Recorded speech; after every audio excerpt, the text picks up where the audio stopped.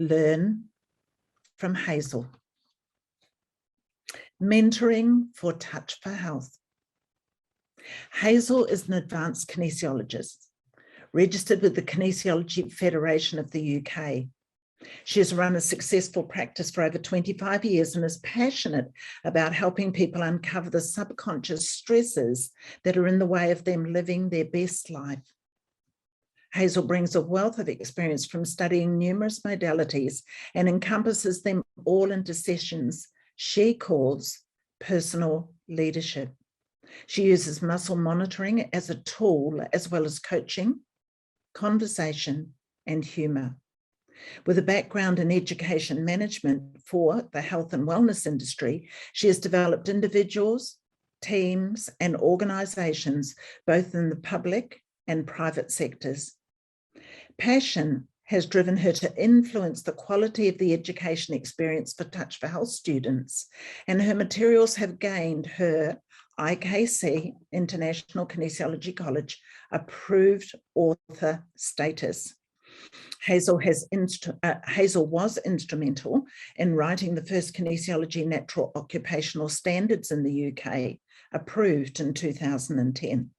More recently, she has introduced the very successful mentoring program, which now has trained approved mentors in 7 different countries and continues to grow from strength to strength.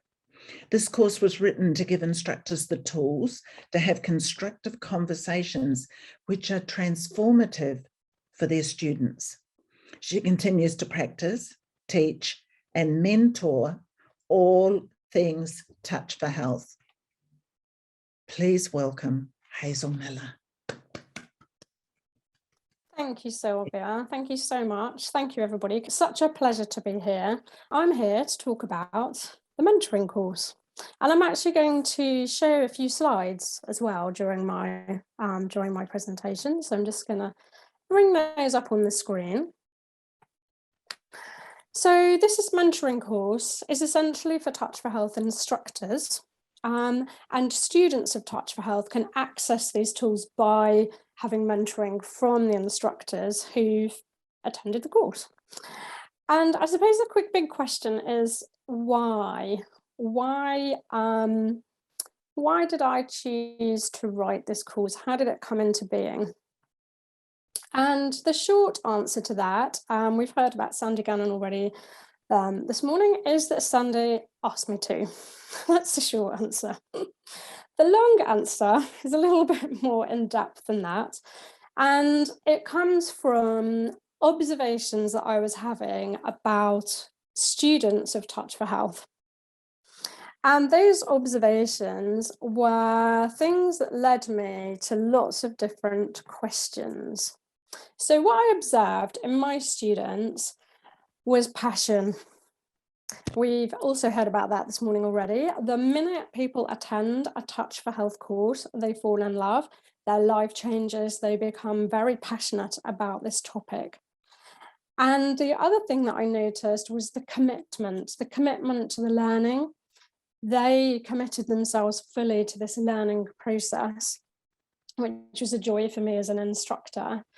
And they kind of threw themselves into it, and still do, by the way, but this was the process that I was going through many years ago.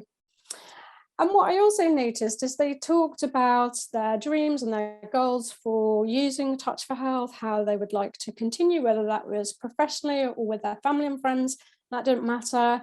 It was just how they were going to progress from this point.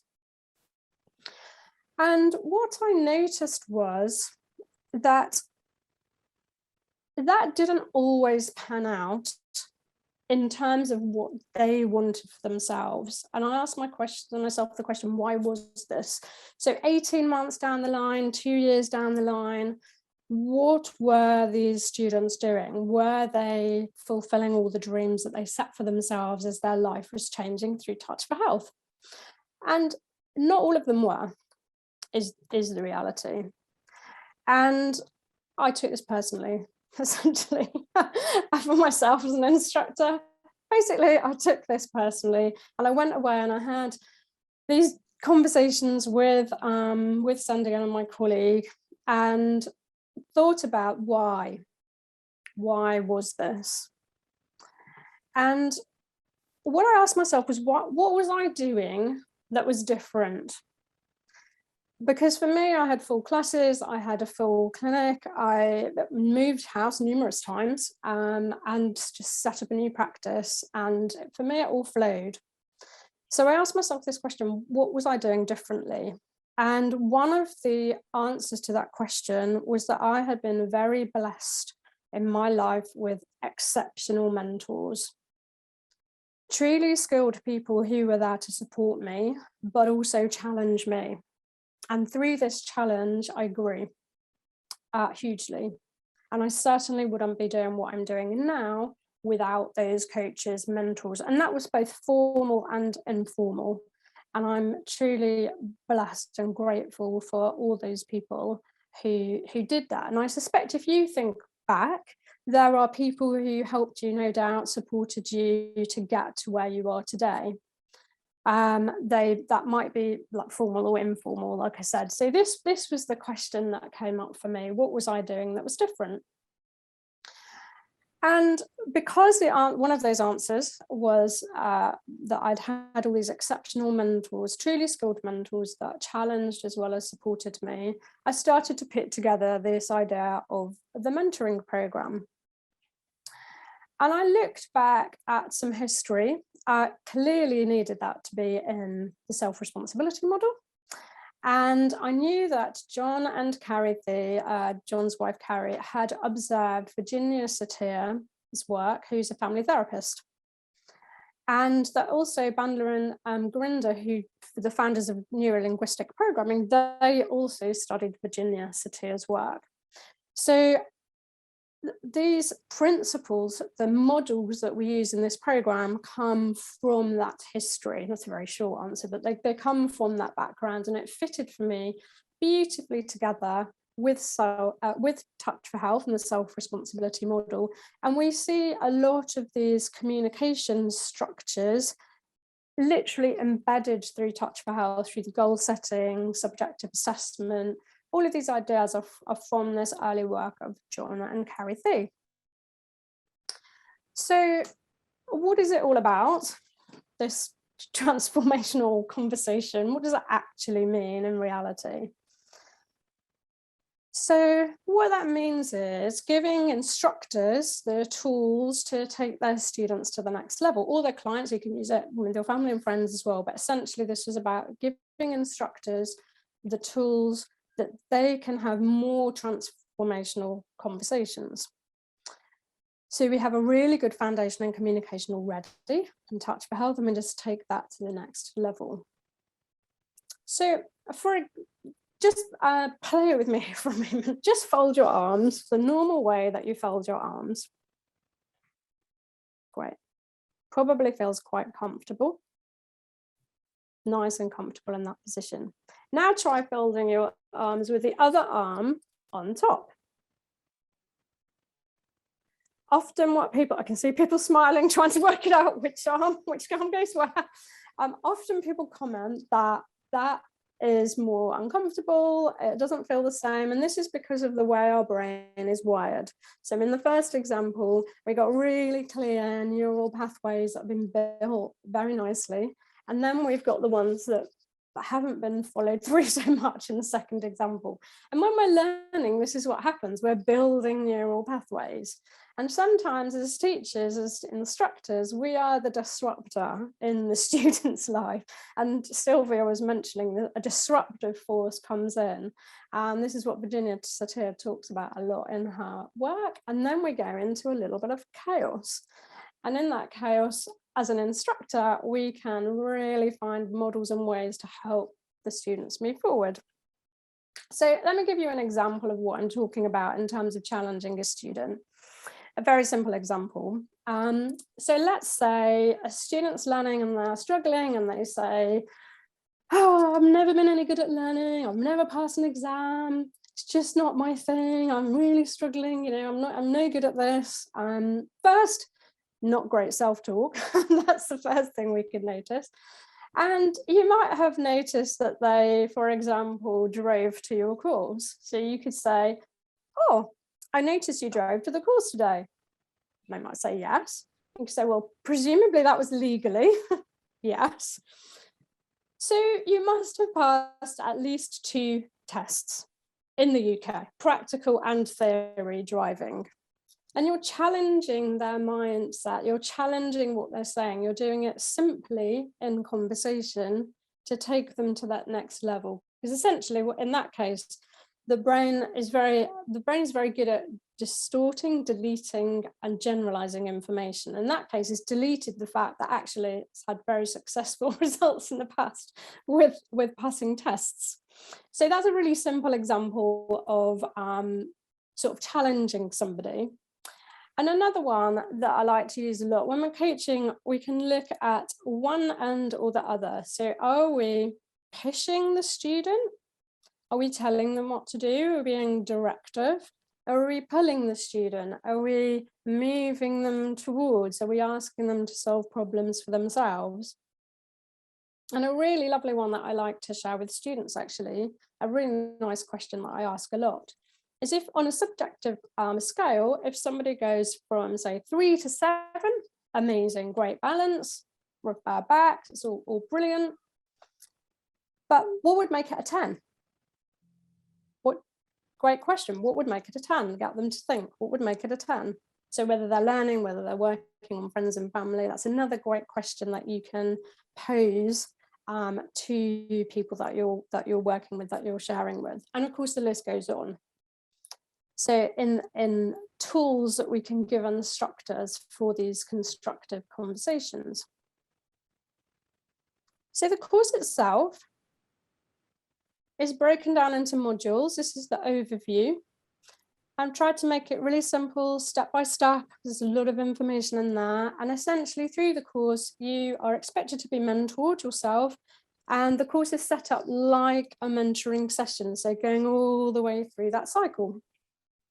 And we look at models from coaching, the difference between coaching, mentoring, training, how they cross over, and how to better serve and support those students that are coming through our doors, essentially, as instructors. And of course, like I said, as a student or a kinesiologist, you can access mentoring from recognised mentors under the IKC, and also lots of other mentors as well. And I'm really pleased to see that other individuals, some of whom are on this course, who are also having these interventions to help students be the best they can be, essentially. It comes along with a guidebook and a work pack, newly written, actually. They've all been updated to be a little bit more user-friendly. And the next course is coming up soon, which I'll tell you about in a moment. But essentially, this was some feedback. So the feedback that I've had from working with the people who've attended has been fantastic. And most importantly for me, I suppose I've loved every minute of it. I absolutely love these transformational experiences that the instructors go on as they go through the course. And to come back to my comments at the beginning, one of the most important things for me was the individuals in the Touch for Health community who have committed to mentoring, so having mentoring sessions outside of their normal work, sort of offline sessions, and engaging in this level of development. What I see is huge success in those individuals really living their dreams, really succeeding and moving beyond some of the limitations maybe that they had put there for themselves. And that is just joyful. So I'm kind of running through my mind now all the individuals that I've been involved with, either who've attended the course, who've had a mentoring, or I've heard about who've had mentoring from other people. And it's really quite phenomenal, some of the success that they've had. And of course, what that means in this case is that they are also spreading more Touch for Health, more, they're teaching more, those students are becoming instructors, which of course was what I took so personally in the beginning. So if anyone is interested in attending, the next course in the UK is the 10th to the 12th of June. These courses run online, and also I'm open to running them at different times of the day for different time zones, and have done that at all kinds of times of the day and nights, actually, for those that want to take it. And I'd just really like to thank you for inviting me today to talk about this. It's really been an absolute pleasure to talk to you. And if anyone wants any more information, they can email me. And yes, thank you very much. It's great to share a little bit about what I've been doing and what I've been up to. So thank you very much, Sylvia. Oh, this is absolutely, heartwarming. The thing I wanted to know was, what is it that our authors do? That, you know, to see a list of names of people in the IKC Personal Development School with their courses, but what are they about? And to see through a little window today that actually opened up and became huge was wonderful. Irene and Hazel, thank you so much. Hazel, I love the way that you used your PowerPoint. Very clever, and that you were able to bring everybody back onto the screen. So very often with using the PowerPoints, we just have a few people down the side, maybe 5 people, and we forget that the rest of the audience is there. So to flick back and forward, it's a skill that I'll have to learn.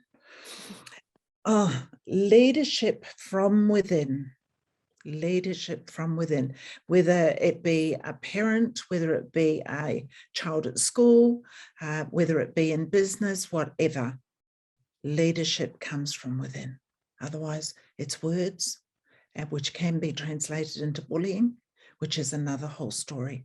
I loved your gentleness, Hazel, and directness. It was very good. Thank you, everybody. It was wonderful.